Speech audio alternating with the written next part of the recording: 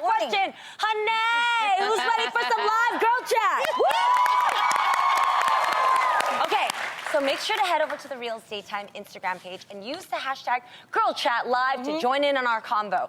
So first up, the Me Too movement has been extremely successful in shedding light on the issues of sexual harassment and assault, with many brave women and men coming forward to share their stories. Now, while it certainly has everyone talking, a big question is how to talk to young kids about it. This is interesting.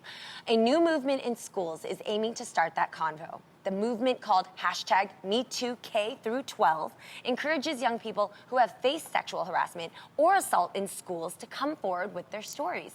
They want people to know that assault in schools can happen in classrooms, cafeterias, even hallways. And guess what? It's working. Students are coming forward with stories of being harassed or assaulted by classmates, teachers, even school administrators, the adults who are supposed to protect them. And when you're at work, you don't know what's happening every day in your kids' day-to-day life. So to make matters worse, research found that these adults would often fail to report or follow up on misconduct claims made by students, essentially allowing the abuse to continue. I know, let that sink in for a bit, because obviously I think, everybody can remember when they were in school. Do you think it's a good idea to start the conversation early with young people? It's never too early. Yeah. Well, I will say, too, not only start the conversation in school, but start the conversation at home. I know I was raised by a single mom. And whenever, she have a new boyfriend or somebody would come by, she would always have a conversation with me. And the conversation was about, is anything happening? It was. She wasn't like, is she it wasn't like that, or is he touching you or whatever. But it was a conversation where I felt comfortable that she explained to me what's appropriate and what's not appropriate. And I think if we start having those conversations, especially, because I'm really for single mothers, because I know what it's like. And sometimes you might have a live-in boyfriend. It's not to say you don't trust them, or you might have boyfriends or men. And the same thing can happen if you have a young boy or young girl that's your child. I think it really starts at home to have those type of conversations because it's important.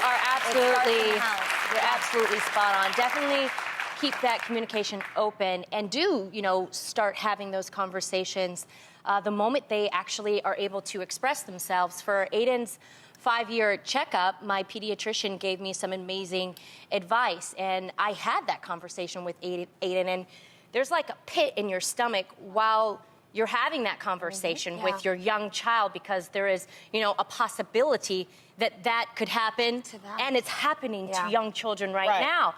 And the greatest advice my pediatrician told me was, make sure that you don't give your child's private parts nicknames.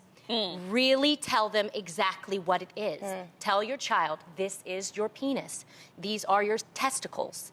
This is your vagina. Because if something happens, they have to be able to explain it exactly to a detective or a police officer. And it's very uncomfortable, but you have to do it. So the earlier, the better. And you just tell them, listen, if somebody touches you without your permission, I don't care who it is. You tell mommy or you tell daddy.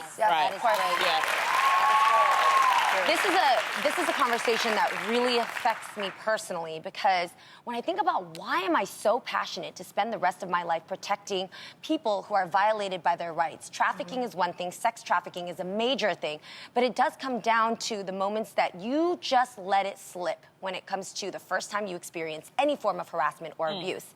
And I realized that I grew up in a culture, a Vietnamese culture, where you don't talk about sex. All I knew from Mama Mai and my dad to protect me was, do not get pregnant and do not have sex. Like, you're not having sex. It wasn't even an option to talk about dating a boy you liked, kissing. It was just done, ironclad. So as I grew up, I remember the one time I got the closest to instruction of what sexual harassment looks like. And it was this piece of paper, and it was a picture of a hand touching a knee. And they said, this is okay.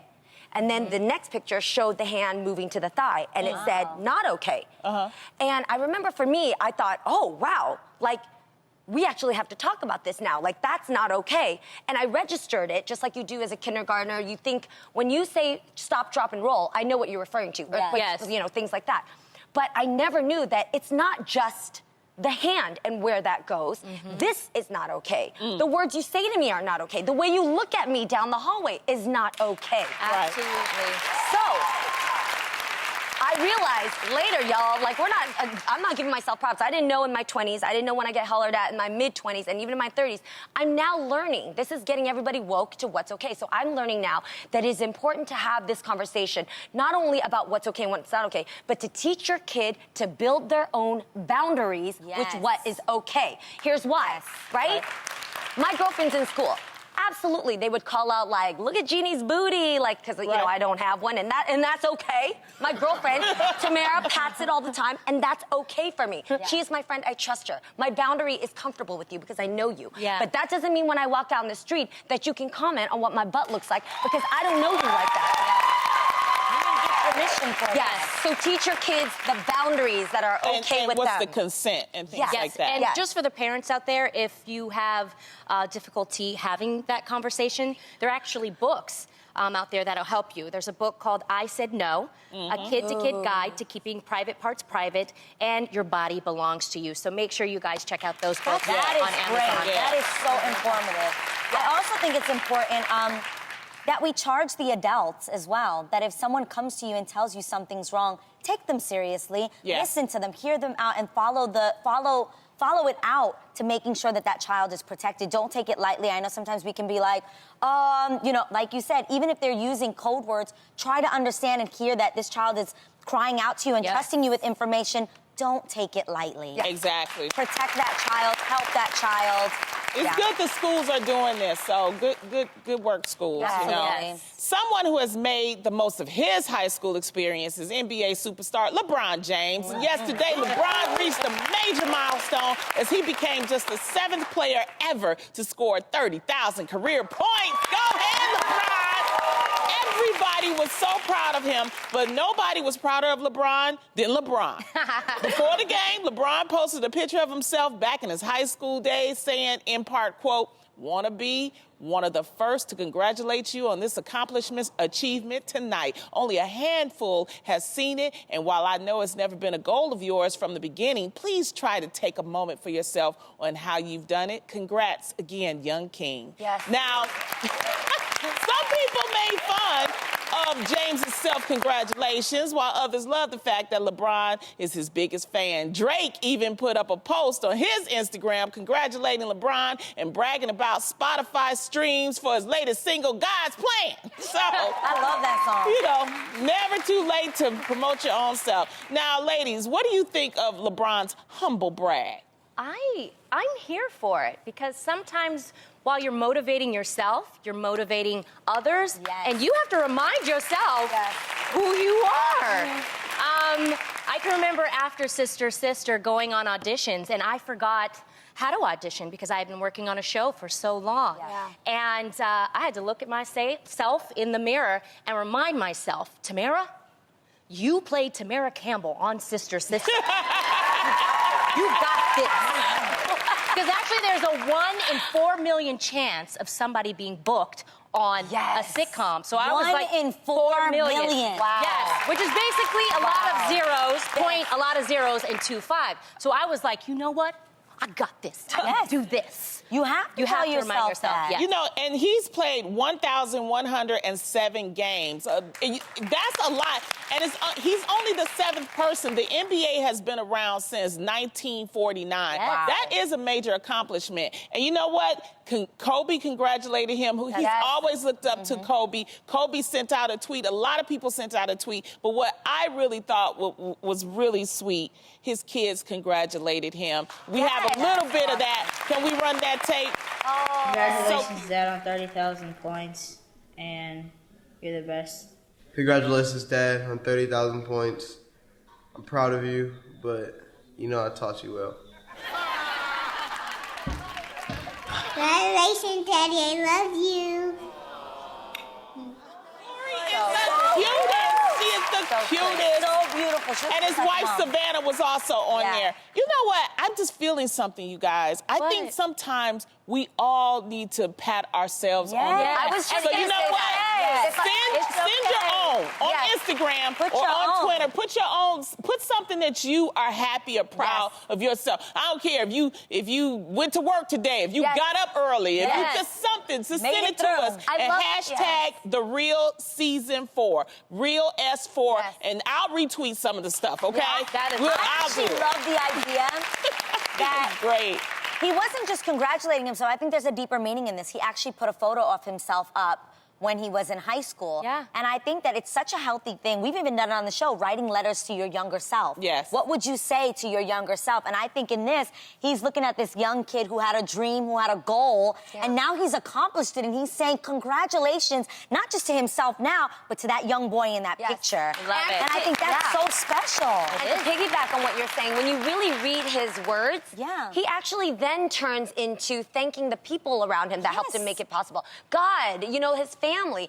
And I love what you're initiating now because I did this over Christmas. I was home with my parents and I saw a picture of myself and it just flashed over me because when I looked at it, I was like, oh my God, I remembered this girl, what she was wearing, what I was thinking when I put that outfit together, what I wanted to be when I permed my hair and how sassy I wanted to get. And it reminded me that if you don't know where to find self-love, you're gonna spend the rest of your life trying to find it somewhere else. It's true. And the best movie, I'm gonna just bring this up. The best movie right now that I encourage everybody to watch, it's an Oscar-nominated movie, is I, Tonya. It's a perfect example of what happens to a young person if they don't know how to find self-love. They get into the wrong habits to perpetually Out with the wrong people. And so don't try to find it in someone else. Some people don't know how to love you out in those streets. Find the way to love yourself. Man. Love yourself first. I love that, Jean. Yeah. Well, speaking of being able to laugh at yourself, yesterday, Tiffany Haddish had the honor of announcing the Oscar nominations and had a little trouble pronouncing some of the nominees' names. Despite that fact, people seem to love Tiffany as the host, including Best Adapted Screenplay nominee Michael H. Weber, who tweeted, quote, Tiffany Haddish can mispronounce my name any way she wants. He's excited. Well, Tiffany saw Michael's tweet and responded saying, I am so sorry. I just felt like I was a substitute teacher in a Key and Pill skit. I was having an You know exactly an which one unreal it is. experience. Yeah. So grateful. You are cool. Congratulations. So, ladies, That's a good stick. can you relate to Tiffany? Lonnie, do you ever have a little trouble with people's names? The shade! All of us do. No, don't we? I know. We all. All of You us. just stumbled. This is just what we do when it's live. First of all, I want to give it up to Tiffany because to get up that early in the morning and she probably wasn't quite prepared. You do mispronounce names. But now, also she I didn't also get a want to hint say of- that everybody wasn't happy. There was some people that they went in on her. Serafina tweeted, "It might have been nice if Tiffany Haddish had taken a moment to learn the pronunciations of the nods' names. It's only one of the biggest days of their lives." Now, I want to say, you got to understand where Tiffany come from. Me and her kind of come from the same cloth. She was raised in foster care system, so maybe it's not the best education. Maybe they don't, study phonics. But the thing is that she's a survivor. Yes. And for her to go from where she was to be here on the Oscar stage worldwide, I think you got to kind of give her a break. You could have a doctorate, and some people's names are just not easy to I was pronounce. going to say, Yes. And she might not have known those names, you guys. You might not, or you might not be allowed. That's top secret up until it's announced. I'm So she might number not one. know. Every day there is a name out here that y'all see me, and we could run tape on me struggling to pronounce. And you could put it in phonetically. But in my mind, I'm seeing it one kind of way. But this is the thing. I keep trying, and I want Tiffany to keep trying. Keep trying. I'm sorry. We just did an award show, the NAACP award. that was hard. There were names that were literally like XYNZA. Yeah. You tell me how to pronounce that. I don't know. Well, and It's difficult. Different cultures. It's hard. Yeah. And It's not easy. I just want to apologize to Marseille when she won her NAACP Image Award. She's a lovely actress on Blackish. Yes, love her. I said Marseille. So, and I have I graduated with honors from Pepperdine University, so I agree with what you ladies say. It's just sometimes it is just hard to pronounce certain names. And As long as you do it spellings. confidently, you're cool. Okay, but I want to, You're cool. Because the spelling, her name is spelled M-A-R-S-A-I. You could think that's Sai. Yeah. Okay. Go ahead, sweet. Okay, I want to take this into a different direction real quick, okay? What? In this world, there are two types of people. One that will correct you when you say their name wrong. Be like, no, it's actually Lucy or whatever it is. Right. And then there's others who sit by and just let it slide. And we four here, I'm keeping it real. We have absolutely been guilty of letting it slide a time and a half. Like, we've had reporters. Oh, they murder our name. Oh, like shots fired. And you'll see our face because all we'll the be time. like, Jeannie, or no, it'll be like Johnny Love. Guys, Jenny. at the NAACP Awards, they kept calling me and Tamara and Adriana. Tamara and Adriana. And we were just like, and they were just quiet, and then I was like, it's Tamara and Adrian, man. I just, I was like... That first NAACP luncheon we went to, they announced Jeannie on the stage, and we have here Jenny May. They were like, Loney. Yes, Loney. So I think there has to be something.